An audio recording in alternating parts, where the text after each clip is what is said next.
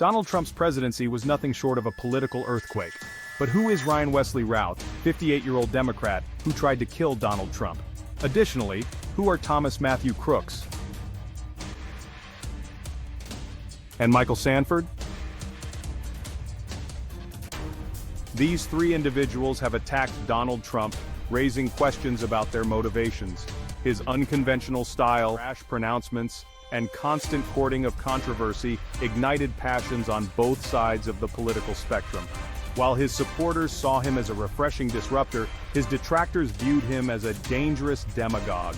This stark division in perception fueled an atmosphere of intense animosity and distrust. Trump's presidency became a lightning rod, attracting fervent support and equally fervent opposition. The political landscape became increasingly polarized, with both sides retreating into their own echo chambers, reinforcing existing beliefs and demonizing their opponents. This level of polarization, while not entirely unprecedented, reached a fever pitch during Trump's time in office. The stakes felt incredibly high for both sides, with each viewing the other as an existential threat to their values and way of life. This sense of urgency and existential dread created a volatile environment where extreme emotions flourished, and the unthinkable became disturbingly plausible. Political polarization in America is not a new phenomenon. The nation has long grappled with ideological differences and partisan divides. However, the Trump era witnessed a marked intensification of these divisions, pushing the two major political parties further apart on a range of issues. Trump's brand of populism, with its emphasis on nationalism, immigration restriction, and protectionist trade policies, resonated with a segment of the population that felt left behind by globalization and cultural changes. Emphasis on nationalism, immigration restriction, and protectionist trade policies resonated with a segment of the population that felt left behind by globalization and cultural changes. Emphasis on nationalism, immigration restriction, and protectionist trade policies. His rhetoric, often laced with inflammatory language and targeted attacks on opponents, further exacerbated these divisions, creating a climate of us versus them. On the other side of the aisle, Trump's policies and rhetoric galvanized opposition. His stance on issues such as immigration, healthcare, and climate change were met with fierce resistance from Democrats and progressives. His attacks on democratic norms and institutions further fueled concerns about the future of American democracy. This widening gulf between the two sides made constructive dialogue increasingly difficult. Common ground seemed to shrink, replaced by a chasm of distrust and animosity. This hyper-polarized environment created fertile ground for extremism to take root, as individuals on both sides felt increasingly alienated and unheard. Language matters, words have power, and Donald Trump, throughout his political career, demonstrated a keen understanding of this power. He wielded weapons, employing inflammatory rhetoric, personal insults, and outright falsehoods to energize his base, discredit his opponents, and dominate the news cycle. Trump's rallies became legendary for their charged atmosphere, where chants of "lock her up and build the wall" became commonplace. He routinely labeled his critics as crooked, weak, and losers, further demonizing his opponents and fueling the flames of division. His use of social media, particularly Twitter, allowed him to bypass traditional media filters and directly communicate his often unfiltered thoughts to millions of followers. While Trump's support is harmless bluster or a calculated strategy to play the media, his words had real-world consequences. They contributed to a climate of emboldened extremist groups and normalized hateful language in public discourse.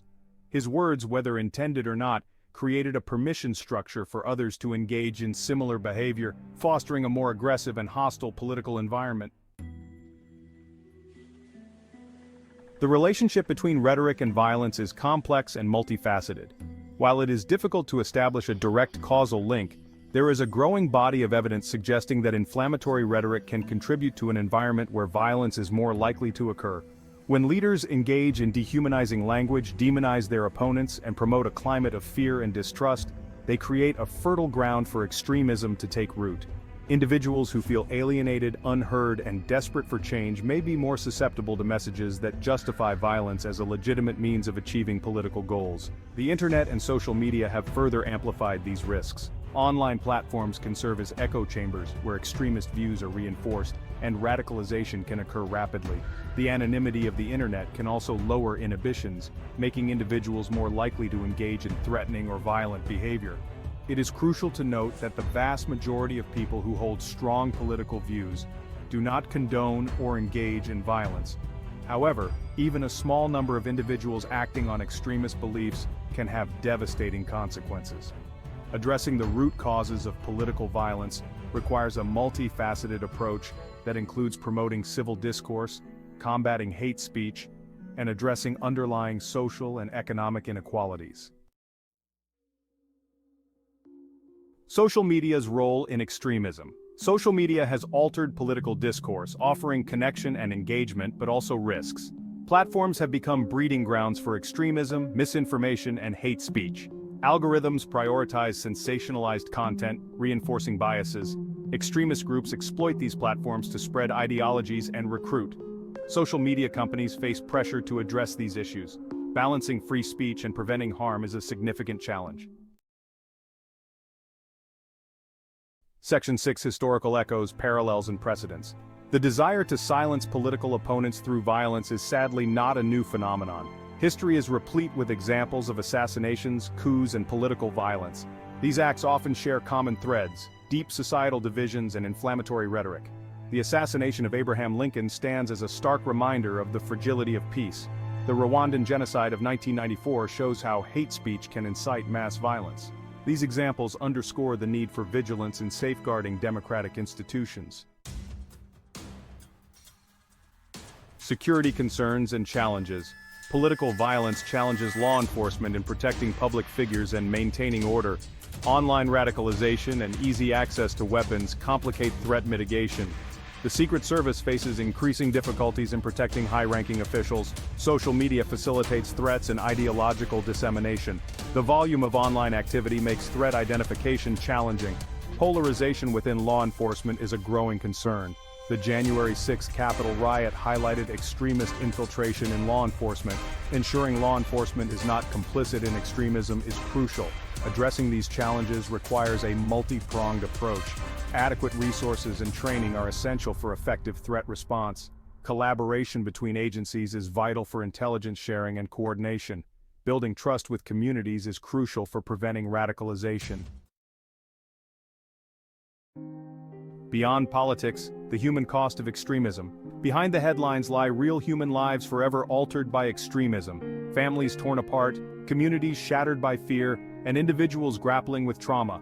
The victims are not just those killed or injured, they are the families left to grieve, the witnesses haunted by what they saw, and the communities left to pick up the pieces.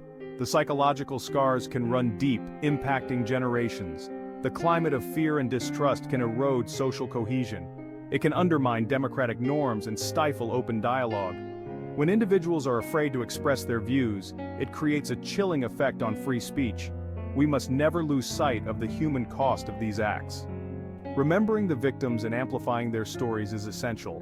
Building a more just and compassionate world counters hatred and division.